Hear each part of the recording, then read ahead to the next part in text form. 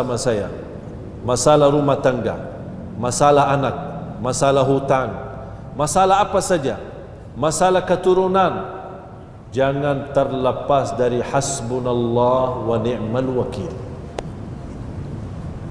Hasbunallah wa ni'mal wakil. Takut dimusuhi, takut dinyakiti, takut diganggu, takut dizalimi. Hasbunallah wa ni'mal wakil. Artinya sangat hebat. Cukup bagiku Allah sebaik-baik wakil. Udah selesai. Biasa kalau kita punya urusan di mahkamah, kita mencari pengacara yang paling hebat, diberikan surat kuasa, disebutkan ini wakil saya dalam urusan ini. Betul enggak? Kenapa bisa percaya? Karena dia orang yang paling hebat dalam urusan pengacara. Ini artinya cukup bagiku Allah yang maha dan sebaik diwakili untuk urusan kita, apapun urusan kita. Sebenarnya jamaah sekalian, rahasianya bukan di doa itu. Assalamualaikum warahmatullahi wabarakatuh. Wa tabi'ahum bi ihsanin ila yaumiddin. Para jamaah sekalian dimuliakan Allah Subhanahu wa taala. Tadi saya sampaikan bagaimana ketika Nabi Ibrahim ninggalin Siti Hajar dan dia mengucapkan hasbunallah wa ni'mal wakil. Dan itu pula doa Nabi Ibrahim ketika dilembar di dalam api oleh kaumnya, ketika kaumnya bersepakat untuk membunuh Nabi Ibrahim dan menyalakan sebuah api yang cukup dahsyat dan cukup besar. Bayangkan jamaah sekalian, seorang Nabi di hadapan kaumnya, bahkan kaumnya sendiri, keluarganya sendiri melemparkan ke api. Saking besar dan dahsyatnya api itu, tidak bisa didekat. Untuk hanya sebatas menaruh Nabi Ibrahim dalam api tidak bisa, harus dilempar dari jauh. Saking panasnya dan saking besarnya api, dinyalakan dengan banyak pohon-pohon, kayu-kayu, supaya menghabiskan dakwah Nabi Ibrahim dan dihabis dan mati dibakar. Ketika dilempar sambil menuju ke api, turunnya malaikat Jibril.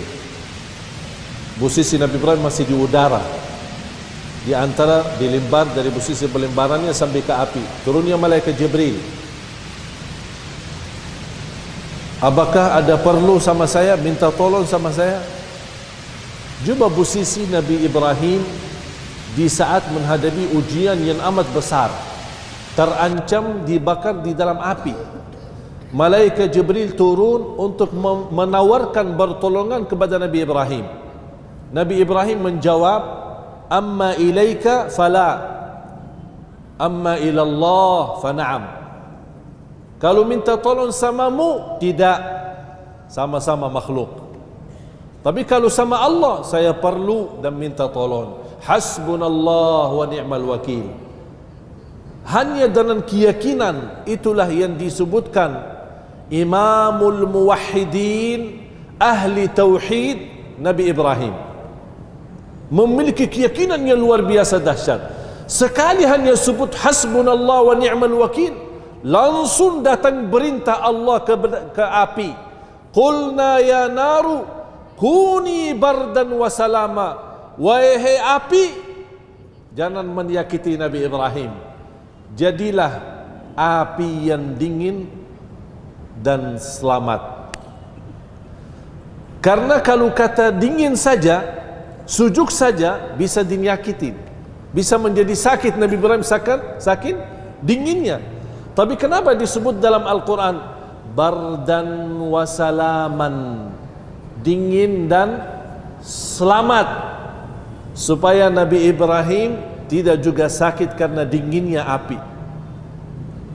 Yang dilihat oleh mata kaumnya Nabi Ibrahim api, tapi yang terlihat di dalamnya Nabi Ibrahim malah sujuk, menikmat, sepertinya dari duduk di sebuah taman yang sujuk. Subhanallah. Inilah dahsyatnya hasbunallah wa ni'mal wakil. Dan itu pula hasbunallah wa ni'mal wakil ucapan Nabi kita Nabi Muhammad sallallahu alaihi wasallam ketika menerima berita sepakatannya kuffar Quraisy untuk membunuh beliau, dan Allah perintahkan berhijrah malam hari sembunyi-sembunyi dari Makkah ke Madinah, dan dia mengucapkan hasbunallah wa ni'mal wakil.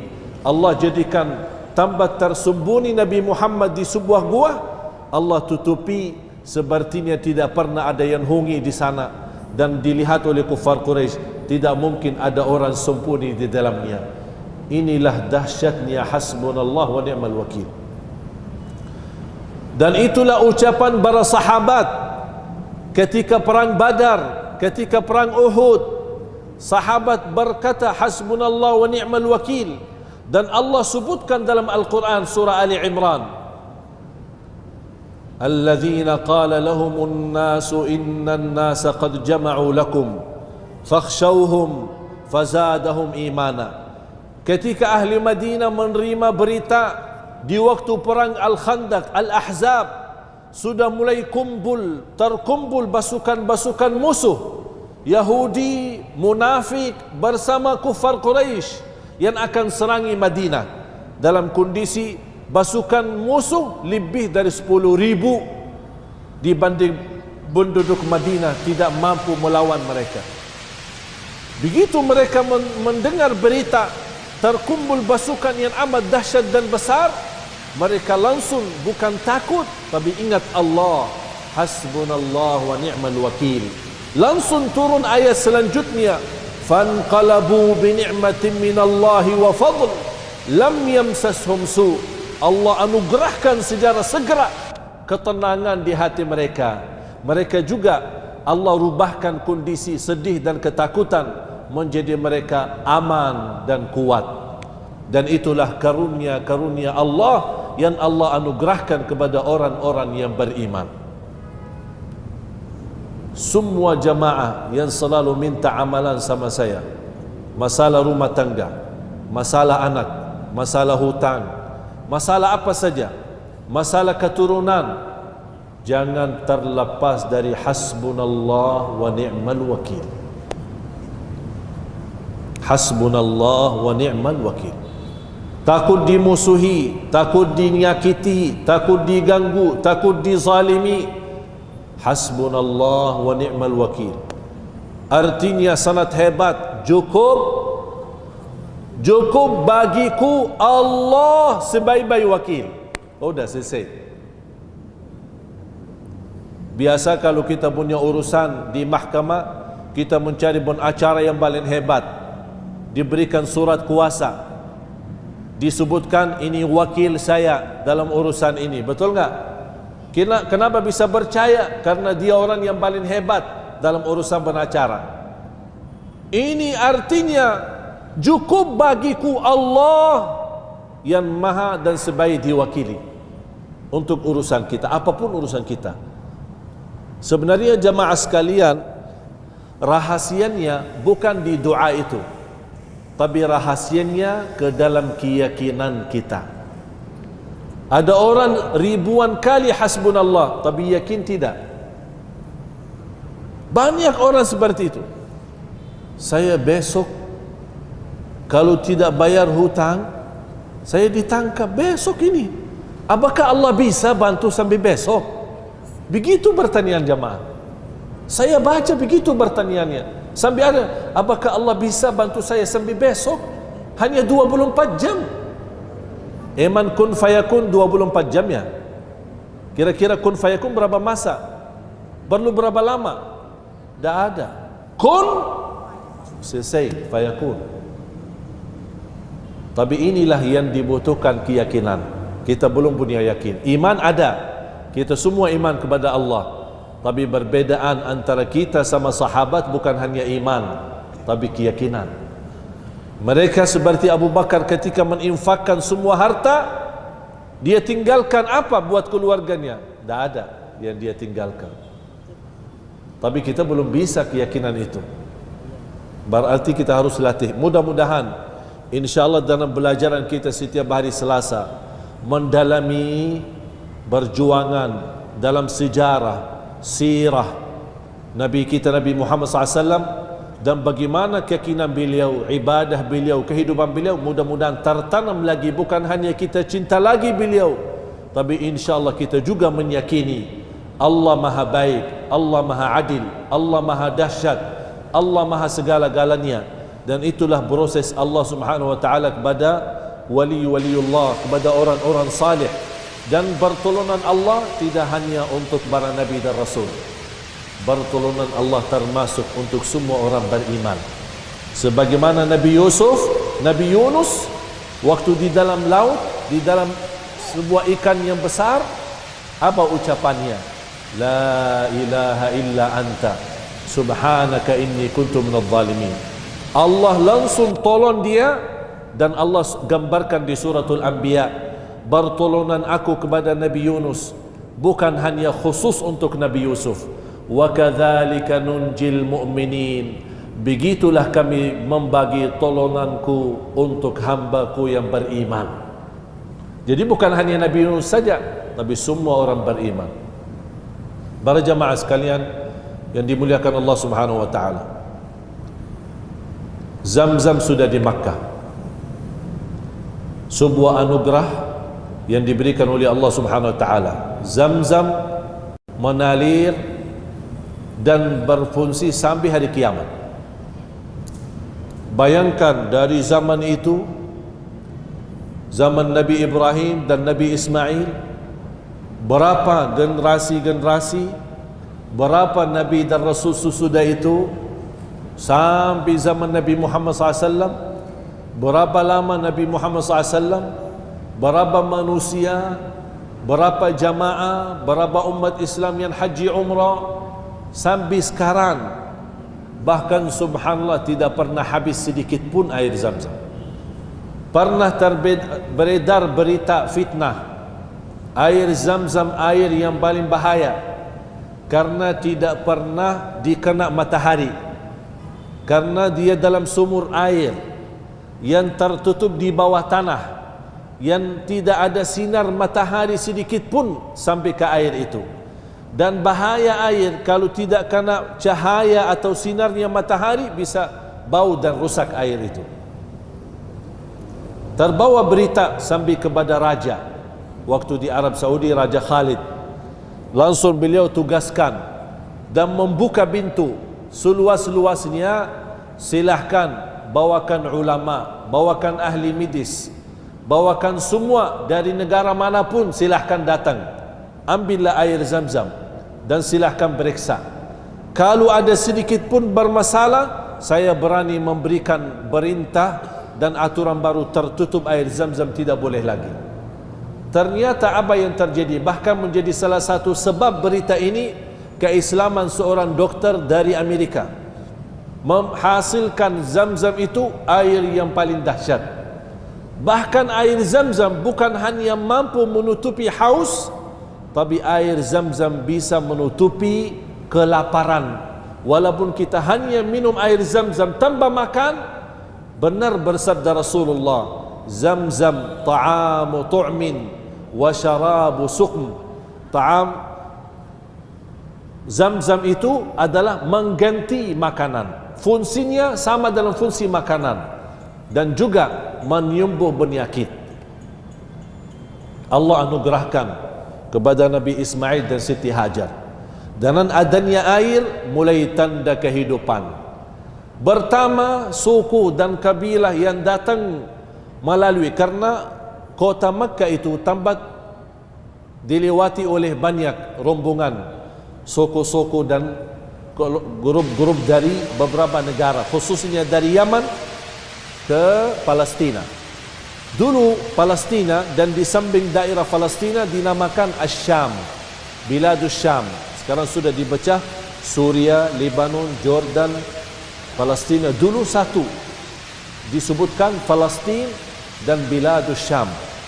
Dan dua negara di saat itu yang makmur, negara Yaman dan negara Asyam.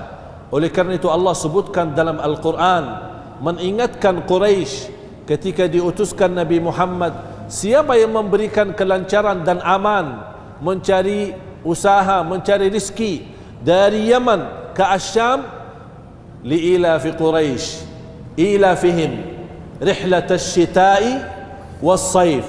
Di musim panas mereka ke Yaman, di musim dingin mereka ke Asyam, dan semua barang tertukar dari Yaman dan Asyam dibawa ke Makkah, menjadikan kota Makkah terkabul doa Nabi Ibrahim, ya Allah jadikan tempat ini makmur dengan segala rezeki. Makkah termasuk salah satu kota, segala makanan yang ada di muka bumi ada di Makkah. Padahal kota Makkah tidak pernah ada tanam-tanaman, buah-buahan, tidak ada yang ditanam di Makkah. Daerah kering, daerah batu, daerah panas, daerah gunung. Bahkan kurma pun tidak ada di Makkah. Kalau kurma ada di Madinah. Tapi subhanallah, itulah doa Nabi Ibrahim supaya Allah anugerahkan rizki dan kemakmuran di kota Makkah. Allah kabulkan doa Nabi Ibrahim. Nabi Muhammad lagi berdoa, ya Allah berkahi Madinah 2 kali lipat sebagaimana ya Allah engkau kabulkan doa Nabi Ibrahim untuk Makkah. Begitu doa Nabi Muhammad, ya Allah engkau kabulkan doa Nabi Ibrahim untuk Makkah, kabulkanlah doaku 2 kali lipat untuk kota Madinah. Dan inilah 2 kota yang menjadi subhanallah luar biasa kemakmurannya. Salah satu suku dan kabilah yang mampir ke kota Makkah ketika melihat ada tanda-tanda kehidupan dan banyak rombongan rombongan burung di atas kota Makkah. Biasanya kalau budaya Arab, kalau ada banyak burung berterbang di sebuah daerah berarti ada tanda kehidupan. Mereka melihat dari jauh burung-burung cukup banyak di area itu. Mereka berkata, ini pasti ada sesuatu di situ. Kabilah yang datang dari Yaman tujuannya mau ke Palestina, suku Jurhum, disebutkan Jurhum, dan itu termasuk salah satu kabilah, semua keturunan Arab dari situ.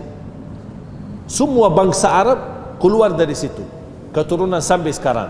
Disebutkan asal usul Yaman, bahkan disebutkan kata Yaman adalah asal usul semua orang Arab dari Yaman.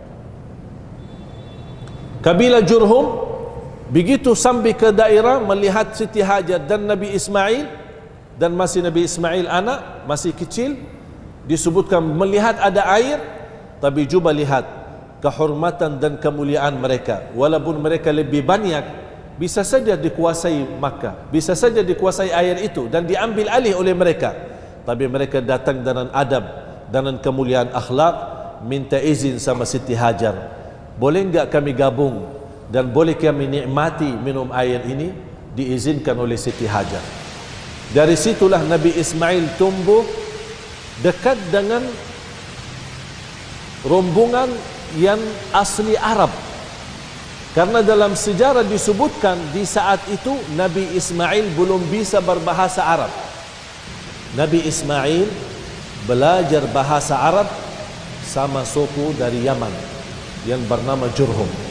Bahkan sampai dewasa Nabi Ismail, dan bahkan beliau nikah dengan mereka, dan dari situlah turunnya keturunan Nabi Ismail, mulai dari seterusnya sampai Bani Hashim, yang salah satu Hashim adalah kakek dari Rasulullah SAW. Berarti Hashim dari Nabi Ismail, Nabi Ismail dari Siti Hajar. Nabi Ismail bernikah dengan warga Yaman, kembali asal usul mereka ke Yaman, dan tercampur dengan nasab yang mulia dengan Nabi Ibrahim, Siti Hajar, Nabi Ismail, Yaman, kemudian keturunan-keturunan selanjutnya sampai ada disebutkan kata Bani Hashim. Salah satu kakek Rasul, Hashim ibnu Abdi Manaf. Sebenarnya nama beliau bukan Hashim, nama beliau Amru ibnu Abdi Manaf. Tapi itu sudah nama dikenal Hashim. Mengapa? Karena beliau seorang yang sangat memuliakan jamaah haji. Dan beliau sendiri yang menyediakan kesukaan Arab di masa itu. Kesukaan Arab makanan adalah dinamakan al-tharid, sebuah makanan roti dicampur dengan sup. Seperti kalau kita bilang sup kikil atau sup kambing, tapi dicampur dengan roti, dihaluskan dengan tangan. Dan beliau tidak mau mewakili orang lain, dia sendiri. Dalam bahasa Arab, Yahshim, Yahshim Hashim, Yahshim Hashim, itu disebutkan dia sendiri yang melayani dan dia sendiri yang bikin roti dengan supnya itu, dan dia memberikan kepada jamaah haji. Walaupun beliau di saat itu masih bukan Islam, tapi begitu luar biasa sepakatan Quraisy, walaupun mereka kafir, tapi melayani jamaah haji itu sebuah budaya yang tidak bisa dimainkan. Datang dari Hashim ibnu Abdi Manaf, kakeknya Rasulullah yang disebutkan Abdul Muttalib. Abdul Muttalib. Jamaah sekalian, sebelum saya menceritakan cerita Abdul Muttalib, ada salah satu kejadian di Makkah. Karena sudah Makkah menjadi ma'mur dengan adanya air Zamzam, Nabi Ismail sudah menjadi anak yang dewasa, bernikah dengan seorang wanita dari Jurhum, berasal dari Yaman. Mulai beredar banyak kemakmuran dan banyak kehidupan di Makkah.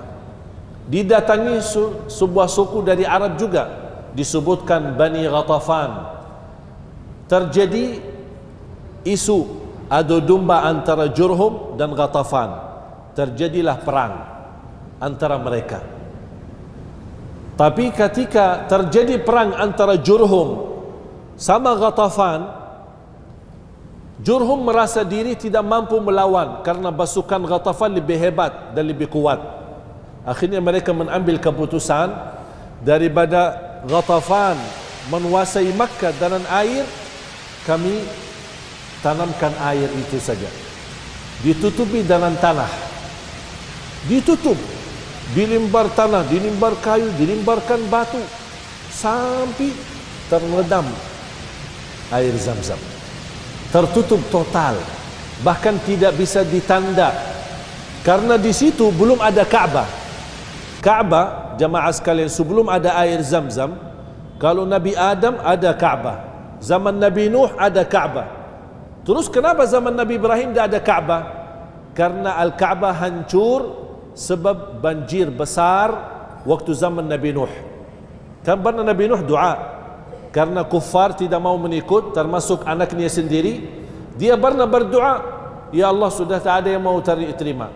Dia Allah perintahkan suruh yang beriman ajak naik sebuah kapal. Dilihat oleh kaumnya, oh kapal di daerah kering, di badan pasir, buat apa?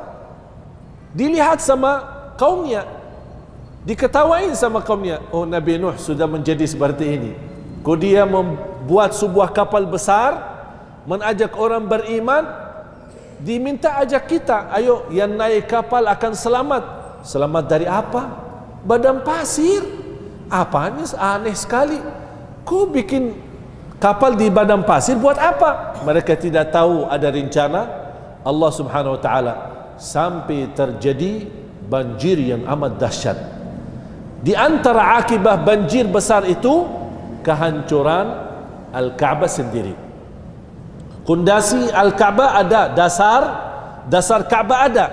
Oleh karena itu salah kita sebutkan Nabi Ibrahim pertama yang membangun Al-Ka'bah, itu salah. Bukan Nabi Ibrahim membangun Al-Ka'bah, tapi pertama yang membangun Al-Ka'bah ada riwayat disebutkan malaika. Yang kedua Nabi Adam, dan seterusnya sampai zaman Nabi Nuh. Habis hancur sebab banjir besar, Allah perintahkan Nabi Ibrahim mengulang lagi. Oleh karena itu kalau kita perhatiin dalam Al-Quran bahasannya apa? Wa idh yarfa'u Ibrahimul qawa'id. Artinya Nabi Ibrahim membangun kembali Mengulang kembali, menangkat, meninggikan. Berarti tidak ada bahasa membangun pertama, karena memang dasar Al-Kaabah memang ada. Dan itulah terjadi lagi dibangun zaman Nabi Muhammad SAW. Nanti akan kita insyaAllah menceritakan.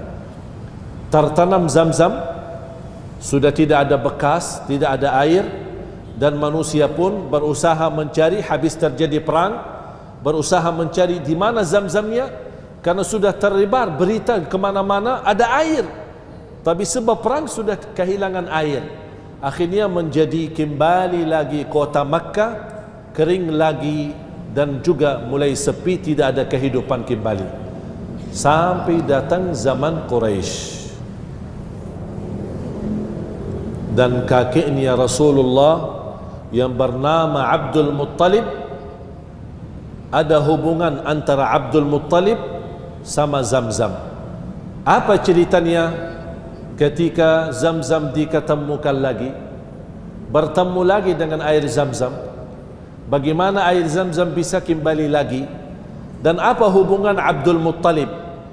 Dan apa mimpi yang mimpi Abdul Muttalib diperintahkan dan ditunjukkan dalam mimpi itu kepada Abdul Muttalib di mana air Zamzam tersebut, supaya Abdul Muttalib sendiri membuka. Kenapa terpilih Abdul Muttalib dan apa cerita Zamzam bisa kembali lagi? InsyaAllah itu yang akan menjadi cerita minggu yang akan datang. InsyaAllah hari Selasa, mudah-mudahan kita masih punya umur, mudah-mudahan sihat wal afiat. InsyaAllah kita akan cerita bagaimana cerita kembali Zamzam di Makkah, bagaimana hubungan Abdul Muttalib, dan apa mimpi yang dimimpikan oleh beliau ketika dia di malam hari tidur di Makkah. Dia mimpi diarahkan dan diberikan petunjuk untuk ketemu air Zamzam, dan seterusnya nanti ada cerita kondisi keluarga Rasulullah, Abdul Muttalib, anak-anak Abdul Muttalib, di antaranya Abdullah ibnu Abdul Muttalib, bapaknya Rasulullah SAW, dan bagaimana anugerah yang Allah berikan kepada Abdullah, bagaimana sinar cahaya yang ada di dalam Abdullah, dan banyak cerita-cerita termasuk ibunya Rasulullah SAW, Siti Aminah. Dan insyaAllah perlengkapan cerita insyaAllah di pertemuan yang akan datang. Mohon doanya insyaAllah hari Selasa tetap kita sihat wal afiat. Masih panjang cerita, masih seru cerita, dan insyaAllah banyak kita akan belajar. Mudah-mudahan dengan kita mendalami asal usul perjuangan dan cerita keturunan Nabi Muhammad SAW, membuat kita lebih mencintai beliau, lebih mempelajari sejarah beliau, dan lebih mengikuti lagi sunnah-sunnah beliau, supaya insyaAllah nanti di hari kiamat kita bertemu dengan beliau kembali di dalam surga Allah Subhanahu wa ta'ala. Kita doa khusus untuk guru kita Profesor Dr. Ali Mustafa Yaakob, yang memang ini menjadi salah satu cara Allah dan tanda-tanda akhir zaman. Allah mengangkat ilmu. Sahabat Rasul bertanya, ya Rasulullah, bagaimana Allah mengangkat ilmu di akhir zaman? Kata Rasulullah SAW, Allah mengangkat ilmu dengan wafatnya ulama. Allah mengangkat ilmu dengan wafatnya ulama. Sampai datang satu zaman sudah tidak ada ulama lagi, dan disitulah manusia akan menjadi manusia tersesat dalam kehidupannya. Na'udzubillah.